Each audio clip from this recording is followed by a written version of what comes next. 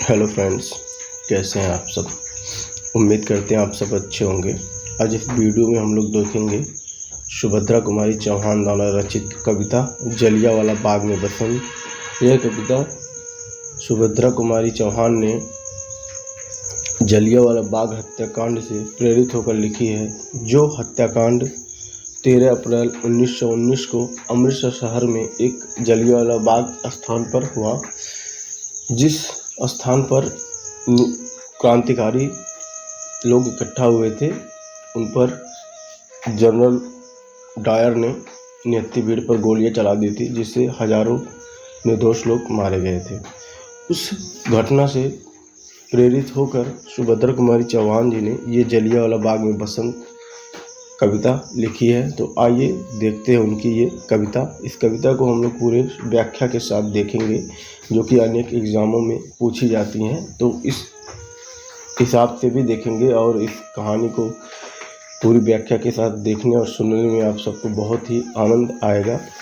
आइए इस वीडियो को शुरू करते हैं। इसकी पहली कविता है कि यहाँ कोकिला नहीं काग है शोर मचाते। यानी सुभद्रा कुमारी चौहान जी कहती हैं कि यहाँ कोकिला नहीं काग है शोर मचाते। यानी इस जलियांवाले बाग के बीच इतने बड़े नरसंहार होने के कारण इस जो बाग है जलियांवाला, यहाँ कोकिला नहीं, यानी अब यहाँ कोयल नहीं, क्योंकि आपको पता ही है कि जो कोयल होती है ये इसका जो स्वर होता है हमें बहुत ही सुंदर और अच्छा लगता है। तो कह रहे कि यहाँ कोकिला नहीं काग है शोर मचाते। यानी इस भीषण नरसंहार होने के कारण इस बाग में कोयल नहीं, काग माने यानी कौवा शोर मचा रही हैं, क्योंकि जो कौवे की आवाज़ होती है वो सबको कड़कस लगती है। तो इसलिए यहाँ कोयल नहीं कौवे शोर मचा रहे हैं। काले काले कीट भ्रमर का भ्रम उपजाते। और आपको पता ही होगा कि जो बाग होती है वहाँ पर भ्रमर यानी भ्रमर जो है फूलों के चारों ओर गुंजायमान करते हैं। तो कवित्री कह रही हैं कि काले काले कीट भ्रमर का भ्रम उपजाते। यानी इस नरसंहार के कारण इस बगीचे में जगह जगह काले काले कीट ऐसे मंडरा रहे हैं जैसे वो मानो भ्रमर के भ्रम को पैदा कर रहे हैं। अगला इसमें है कि कलियां भी अधखिली मिली है कंटक कुल से।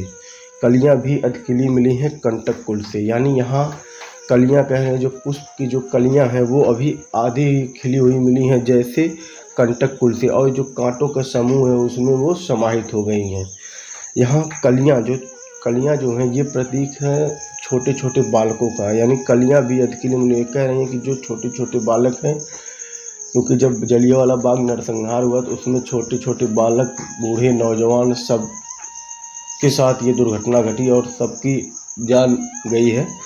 तो उसमें कह रहे हैं कि कलियां भी अधखिली मिली है कंटक कुल से। और वहाँ पर छोटे छोटे बच्चे जो हैं उनकी वे शव ऐसे मिले हैं जैसे कांटों के परिवार में पूरी तरह वो समाहित हो गए हैं। वे पौधे वे पुष्प शुष्क हैं अथवा झूलते। कवित्री कह रहे हैं कि वे पौधे या पुष्प शुष्क हो गए हैं अथवा झूलते हैं। यहाँ झूलते शब्द से तात्पर्य कि जो जलियांवाले बाग में हत्याकांड हुआ उसके अग्नि में ये पौधे झुलस गए हैं या शुष्क हो गए हैं।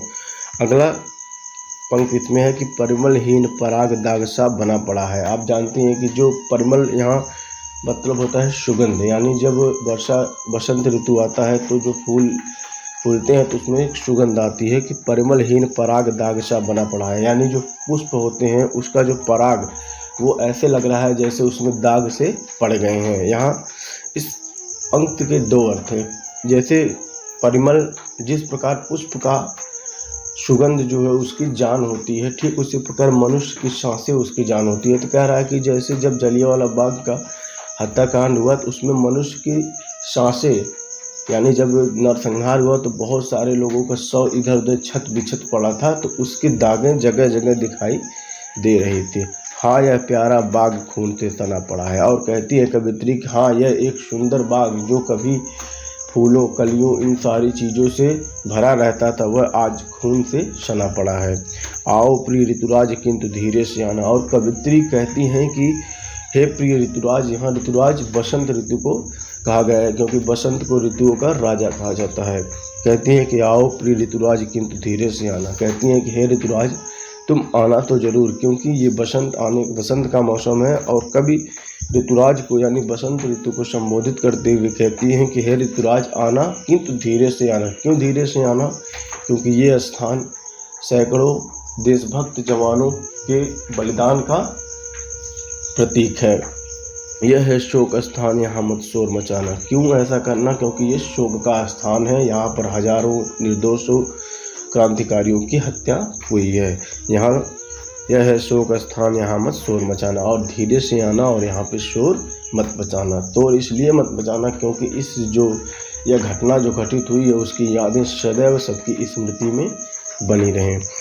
अगला लाइन इसमें है कि वायु चले पर मंद चाल से उसे चलाना। कहती है कवित्री, ए ऋतुराज आप आना, वायु भी चलाना, पर मंद चाल से उसे चलाना, यानी उस वायु को आप धीमी गति से चलाना, दुख की आहें संग उड़ाकर मत ले जाना। और वो कहती हैं कि जो जलियांवाले बाग कांड में नरसंहार हुआ है उसकी आहें, उसकी वेदना, उसे संग उड़ाकर मत ले जाना है। क्यों मत ले जाना? क्योंकि इसकी जो यादें हैं वो सदैव आने वाले समाज क्रांतिकारियों और देश के जवानों को याद इसकी दिलाती रहे। कोकिल गावे किंतु राग रोने का गावे। वो कहती हैं कि तुम आना, वायु भी चलाना पर धीरे चलाना, और कोकिल भी गावे, और कोकिल यानी कोयल भी गाएं, किंतु राग रोने का गावे। किंतु उन कोयलों से कह देना वे रोने का गाग गावें। क्यों? क्योंकि ये एक शोक स्थान है। भ्रमर करे गुंजार कष्ट की कथा सुनावे। और वो कहती हैं कि भ्रमर भी गुंजार करें, लेकिन उनसे कह देना कि वे गुंजार ऐसी करें जिससे इस जलियांवाले बाग हत्याकांड में जो हुए नरसंहार है उसकी कथा उनके गुंजार से सुनाई दे। अगला पंक्ति इसमें है कि लाना संग में पुष्प न हुए अधिक सजीले। और कवित्री कहती है कि हे ऋतुराज तुम पुष्प भी लाना, यानी तुम वायु भी चलाना, धीरे चलाना, और कोकिला भी गुंजायमान करें लेकिन धीरे करें, कोयल भी गाएं लेकिन मधुर स्वर न गाएं, वे रोने का राग गाएं।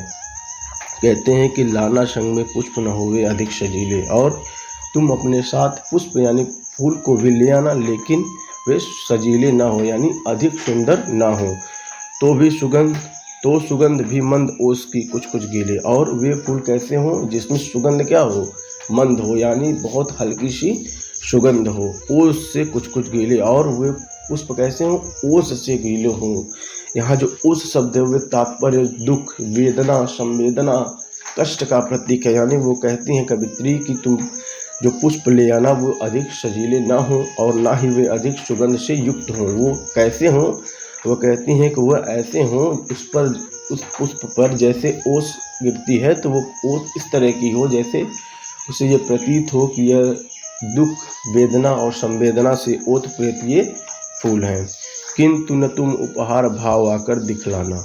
और कवित्री कहती हैं कि तुम इस तरह मत आना कि जैसे लगे कि कोई उपहार इस बगीचे में आई है। यह शोक स्थान है, यहाँ उपहार स्वरूप न आना। स्मृति में पूजा हेतु यहाँ थोड़े बिखराना। और कवित्री कहती हैं कि तुम इस जलियांवाले बाग हत्याकांड में हुए नरसंहार के प्रति कुछ फूल यहाँ अपने स्मृति स्वरूप बिछा देना, ताकि सबको लगे कि जो बसंत ऋतु है वो अपनी श्रद्धांजलि इस घटना के प्रति अर्पित कर रही है। अगला पंक्ति इसमें है कि कोमल बालक मरे यहाँ गोली खा खा कर। और कहती हैं कि यहाँ पर कोमल मतलब जो कोमल शब्द प्रयोग किया गया है ये छोटे छोटे बालकों के लिए प्रयोग किया गया है।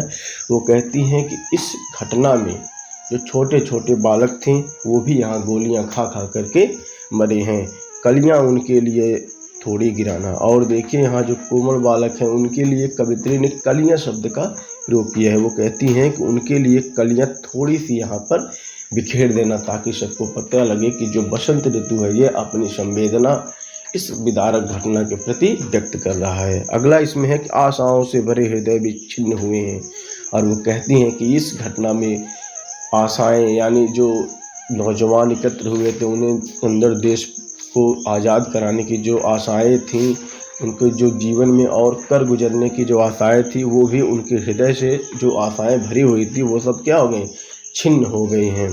अपने प्रिय परिवार देश से भी भिन्न हुए हैं। और वे लोग अपने देश परिवार से भी भिन्न हो गए हैं, अर्थात वे लोग मृत्यु को प्राप्त हो गए हैं। अगला इसमें है कि कुछ कलियां अधखिली यहाँ इसलिए चढ़ाना, करके उनकी याद अश्रु के ओश बहाना। और कवित्री कहती हैं कि कुछ कलियां यहाँ अधखिली चढ़ाना, और वो इसलिए चढ़ाना करके उनकी याद अश्रु के ओश बहाना। और उनकी याद को, ये बसंत ऋतु, आप उनकी याद को याद करके अश्रु के ओश भी बहाना। अब यहाँ कुछ अधखिली कलियां नौजवानों का प्रतीक है, यानी वो कहती हैं कि इस जलियांवाला बाग हत्याकांड में जो नौजवान शहीद हुए हैं उनके लिए भी कुछ कलियां, कुछ फूल चढ़ाना और करके उनकी याद अश्रु के ओश बहाना, और उनको याद करके आंसुओं की ओश बहाना। ओश जो यहाँ दुख, संवेदना, शोक का प्रतीक है, तो कहती हैं कि जो अश्रु बहाना वो दुख, संवेदना और शोक से ओतप्रेरित हो, ताकि सबको ये पता चल सके कि इस घटना यानी इस बाग में इस भीषण नरसंहार हुआ था। अगला इसमें पॉइंट है कि तड़प तड़प कर वृद्ध मरे हैं गोली खा खा कर, यानी वो कहती हैं कि इस जो घटना घटी है इसमें बूढ़े, जवान, वृद्ध, बच्चे सभी मारे गए हैं। तो वो कहती हैं कि जो वृद्ध होते हैं वो तड़प तड़प कर मरे हैं गोलियों को खाकर। शुष्क पुष्प कुछ वहाँ गिरा देना तुम जाकर, और तुम यानी शुष्क जो पुष्प है ये प्रतीक है बूढ़ों यानी वृद्धों का प्रतीक है। तो वो कहती है कि कुछ शुष्क पुष्प भी यहाँ गिरा देना, ताकि सबको ये पता लगे कि इस जो जलियांवाला बाग नरसंहार हुआ है उसमें बूढ़े भी मारे गए हैं, और उनके लिए तुम कुछ श्रद्धांजलि अर्पित करना। यह सब करना किंतु यहाँ मत शोर मचाना। और लास्ट में कवित्री फिर ऋतुराज को संबोधित करते हुए कहती हैं, या चेतावनी देते हुए कहती हैं कि हे ऋतुराज, आप सब कुछ करना, यानी हवा चलाना तो वो भी धीरे चलाना, कोकिला को बोलना गुंजार, भ्रमर गुंजार करे लेकिन शोक का गुंजार करे, यानी कष्ट की कथा सुनाए। ये सब वो कहती हैं कि तुम सब करना किंतु यहाँ शोर मत मचाना। यह है शोक स्थान, बहुत धीरे से आना। यह शोक स्थान है, और तुम ए बसंत ऋतु, तुम इतने धीरे से आना ताकि सबको, किसी को ये पता ना चले कि इस बाग में बसंत ऋतु आई है। ये ऐसा कवित्री इसलिए कहना चाहती हैं क्योंकि इस जो जलियांवाले बाग हत्याकांड का जो भीषण नरसंहार हुआ उसके कारण वो कहती हैं कि यदि बसंत ऋतु अपने पूर्ण रूप में आएगी जैसे पहले आया करती थी घटना होने से, तो सबको जो घटना है उसकी स्मृतियाँ खो जाएंगी। इसलिए कवित्री कहती हैं कि तुम आना लेकिन यहाँ शोर मत मचाना, यह शोक स्थान है, यहाँ तुम धीरे से आना, यानी ताकि इस जो जलियांवाला बाग हत्याकांड है इसकी जो यादें हैं वो पीढ़ी दर पीढ़ी यानी पूरे देशवासियों के हृदय में सदैव बनी रहे। जो हमारे देश के जवान, वीर जवान हैं उन सबकी यादों में सदैव बनी रहे। तो वीडियो कैसी लगी, उम्मीद करते हैं आपको ये पूरा विस्तृत समझ में आया होगा। तो यदि वीडियो अच्छी लगी हो तो वीडियो को लाइक करें, चैनल पे नए हैं तो चैनल को सब्सक्राइब करें। मिलते हैं नेक्स्ट किसी वीडियो में। Thank you, bye.